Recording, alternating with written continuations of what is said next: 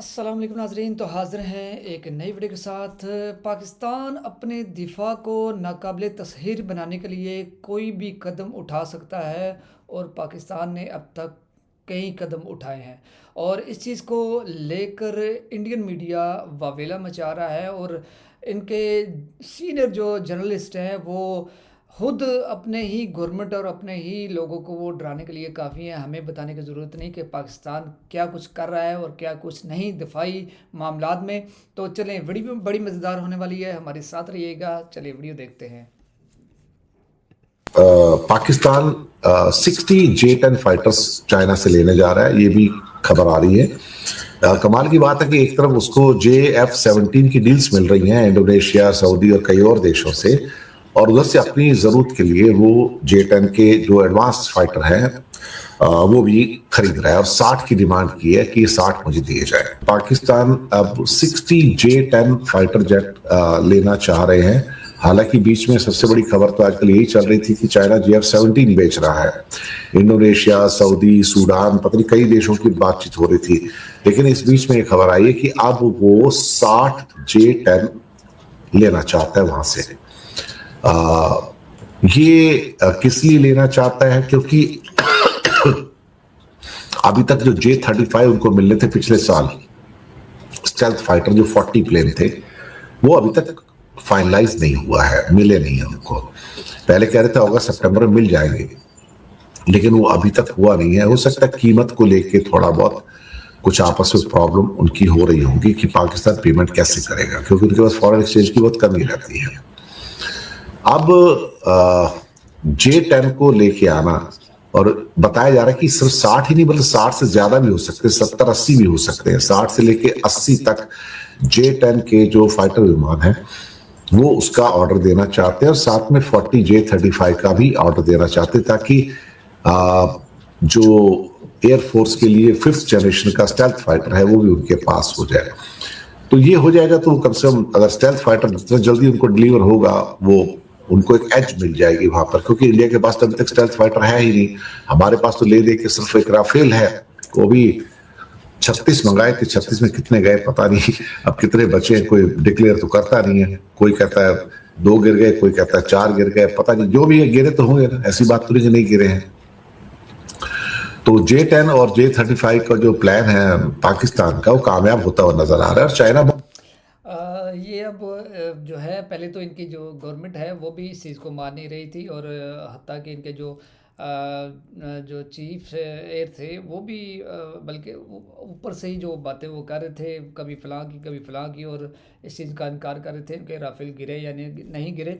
तो ये चीज़ें अब आहिस्ता आहिस्ता सामने यहाँ हो चुकी हैं और ये छुपाने वाली चीज़ें नहीं है। बहुत जल्दी डिलीवरी भी कर देगा। चाइना की खास बात यह है कि they are the fastest delivery person in the world.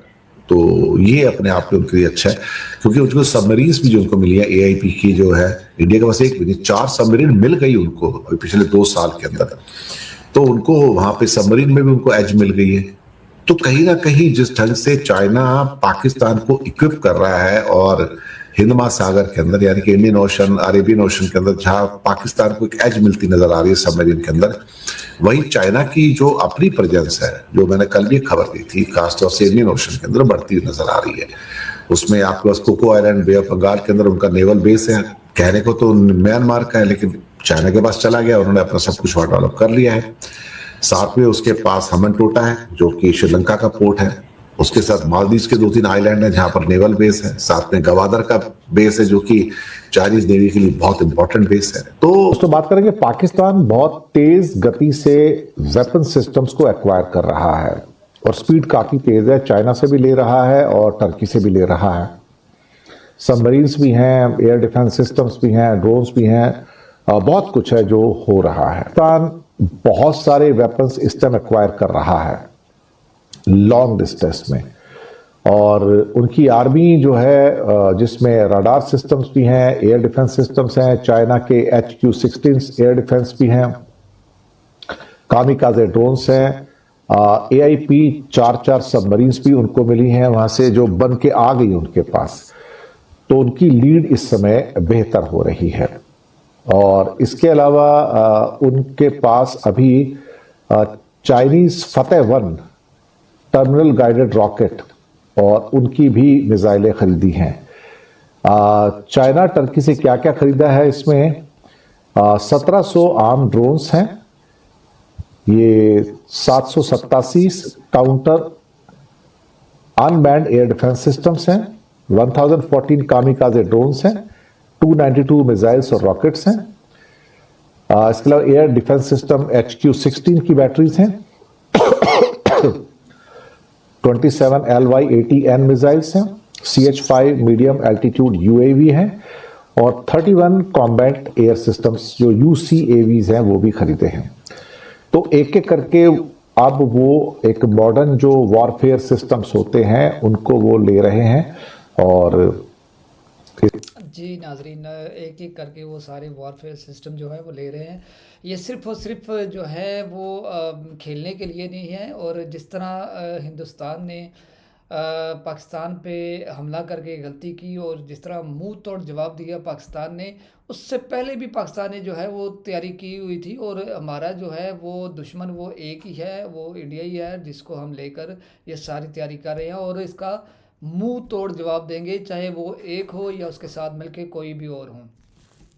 इसके अलावा attack helicopters, tanks, hovercraft, corvettes और सबमरीन्स, तो कई बिलियन डॉलर के हथियार जो हैं चाइना से और टर्की से ये लिए गए हैं।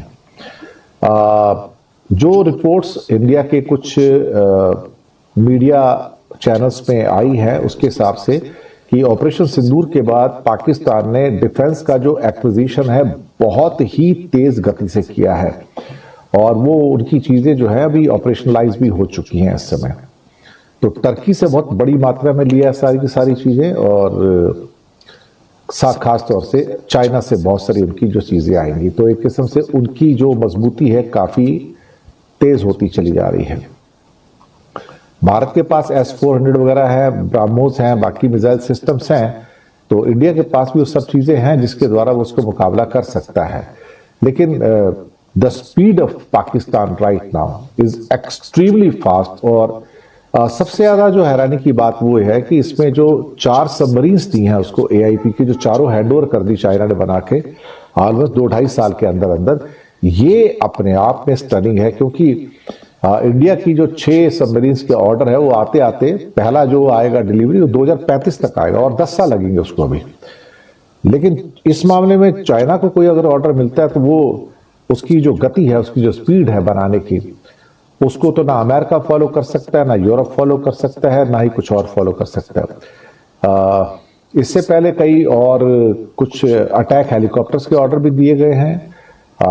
मुझे लगता है कि जो खास तौर से अपनी नेवी के लिए भी जो बहुत सारी जो चीजें खरीदी गई हैं वो भी उनको एक किस्म से एक बड़ा क्या कहते हैं कि एडवांटेज इस समय दे रही है। अच्छा, एक जो चीज़ मज़े वाली जो देखने वाली है कि जब से पाकिस्तान ने ऑपरेशन सिंदूर का जवाब दिया और मुंह तोड़ जवाब दिया और वो दुनिया को नज़र भी आया और जिस तरह फिर भारतीय हुकूमत और उनकी जो आर्मी है वो हवास बाख्ता हुई, तो अमेरिका को रिक्वेस्ट करके वो सारी जो वो जंग रुकवाई, हम जिस तरह हमारी जो है फ़िज़ाइया ने मुंह तोड़ जवाब दिया, तो वो किसी से ढका हुआ छुपा नहीं है। और ये जितने भी जर्नलिस्ट हैं इनके, जितने दफाई माहरीन हैं, और उस ऑपरेशन के उस जंग के बाद जो है वो पाकिस्तान की दफाई जितने भी मामलात हैं उन पर कड़ी नज़र रखे हुए हैं कि पाकिस्तान अब तक वो क्या क्या खरीद रहा है, क्या कुछ रहा है। और इनका वो उन पे इसलिए ये तज्जिया अपना बयान कर रहे हैं कि इन चीज़ों पे नज़र रखी जा सके और अपनी गवर्नमेंट को इन चीज़ों से बिल्कुल उनको बताया जा सके। तो इन चीज़ों से कुछ भी नहीं होगा, पाकिस्तान ने जो कुछ करना था उसने कर दिया। अब आप जो है अपनी बेशक तैयारी करें, होना कुछ भी नहीं, हमने अपनी फुल तैयारी की हुई है। ये भारत के लिए एक बड़ा खतरा है क्योंकि ये जो डीजल इलेक्ट्रिक सबमरीन्स हैं और काफी लंबे समय के लिए ये समुद्र के अंदर रह सकती हैं, अब ये ऑलमोस्ट इक्विप्ड हो चुकी हैं और एक किस्म से भारत के पास अभी भी AIP यानी कि एयर इंडिपेंडेंट प्रोपल्शन नाम की कोई पनडुब्बी भारत के पास नहीं है। तो 4 सबमरीन्स जो हैं जो उनको मिली हैं वो इंडिया की नेवल स्ट्रेंथ है उसके ऊपर भी थोड़ा उनको एज देती हैं। इन पनडुब्बियों को थोड़ा डिटेक्ट करना भी इंडियन नेवी के लिए एक टेढ़ी खीर है और ये ज़्यादा गहराई तक जाके ज़्यादा लंबे समय तक ये समुद्र में रह के काम कर सकती हैं। हमारी जो सबमरीन्स हैं उसमें जो 2 लीज्ड हमारे पास न्यूक्लियर सबमरीन्स हैं उसको छोड़ के, तो ये हमारी जो सबमरीन्स हैं उनको बार बार बाहर आना पड़ता है ताकि वो ख़ास तौर से उनके जो भी टेक्निकलिटीज़ हैं उसके वजह से, मुझे इतना टेक्निकलिटी नहीं पता है, लेकिन ये जो ख़ास तौर से AIP प्रोपल्शन की जो सारी की सारी सबमरीन्स हैं ये लंबे समय तक नीचे पानी के अंदर रह सकती हैं और नॉर्मल जो डीजल इंजन की तुलना में इनका शोर बहुत कम होता है और ये क्या कहते हैं कि ट्रैक करना इनको मुश्किल हो जाता है। अभी 4 जो इनको पनडुब्बियां मिली हैं, इनकी जो लॉन्च डेट थी 26 अप्रैल 2024, 15 मार्च 2025, 15 अगस्त 2025 और 17 दिसंबर 2025। तो एक किस्म से कहा जाए तो 3 पनडुब्बियां तो इनको 2025 में और एक जो 2024 में मिली। अब 4 तो इनके पास है, 4 ये और यहाँ पर अपने वहां पर पाकिस्तान के अंदर ये लोग बनाने जा रहे हैं। हम पहले भी इसके बारे में कुछ खबरें दी जा रही हैं। 2022 और 2028 के बीच में 8 जो पूरी की पूरी जो हैं पनडुब्बियां जो हैं इनको, जिसको सबमरीन्स कहते हैं, वो डिलीवर की जानी थी। अभी तक 4 की डिलीवरी हुई है, बाकी 4 जो है वो कराची में शायद बनेंगी। तो अभी 2 साल बाकी हैं, उसके अंदर ये इनके सारे जो एक किस्म से कहा जाए जो कलपुर्जे वगैरह हैं सब कुछ तो चाइना से आएंगे और असेंबलिंग जो इसकी होगी वो सारी की सारी जो पाकिस्तान के अंदर होगी, ऐसा बताया जा रहा है। और इसके अंदर P8I पोसाइडन जो एक किस्म से एंटी शिप मिसाइल्स भी हैं, मैग्नेटिक एनोमली डिटेक्शन सिस्टम्स हैं और भी काफ़ी चीज़ें हैं।